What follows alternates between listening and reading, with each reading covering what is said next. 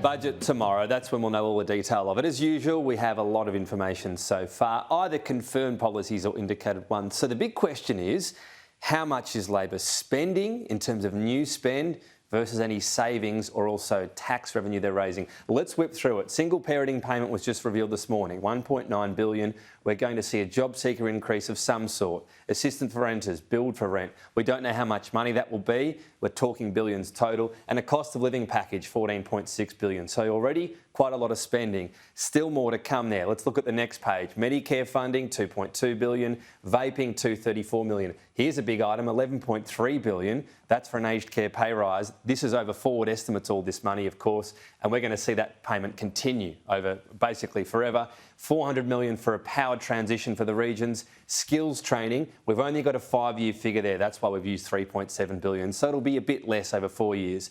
More spending over the next page. Childcare rebate, so they've just updated that figure, but it's another $1.4 billion. Cultural institutions, including museums, $535 million. National parks, $260 million. And you can see as well, this is a big one. Programs they say the coalition didn't fund beyond June 30. How many of them will stay? That could be multiple billions. We've done a question mark. So $35.7 billion, give or take at the moment, confirmed new spending. It will be more than that. That's why there's a plus. It will be billions more than that. We'll know the figure tomorrow. But let's park that as a rough ballpark and assume some of those figures are a bit smaller. Here are some savings, not many confirmed yet. Parents Next is a program that's been scrapped at $484 million.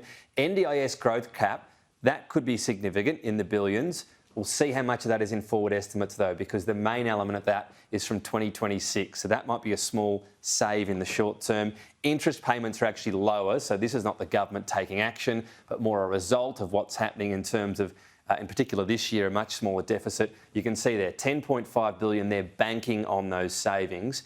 As we continue to move in as well, we've got more measures in terms of tax intake the government will be able to take. So if we go to the tax intake now, we did see, of course, the main one, the PRRT, $2.4 billion, again over forward estimates.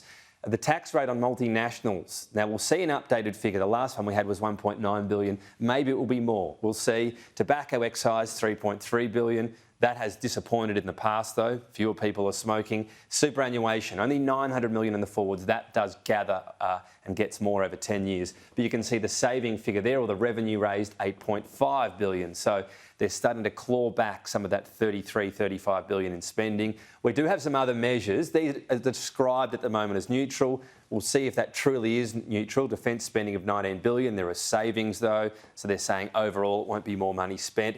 60-day prescriptions for pharmacies, $1.2 billion they're saving, but they're reinvesting it. So we're not calling it a saving. And then the low middle income tax rebate has been scrapped.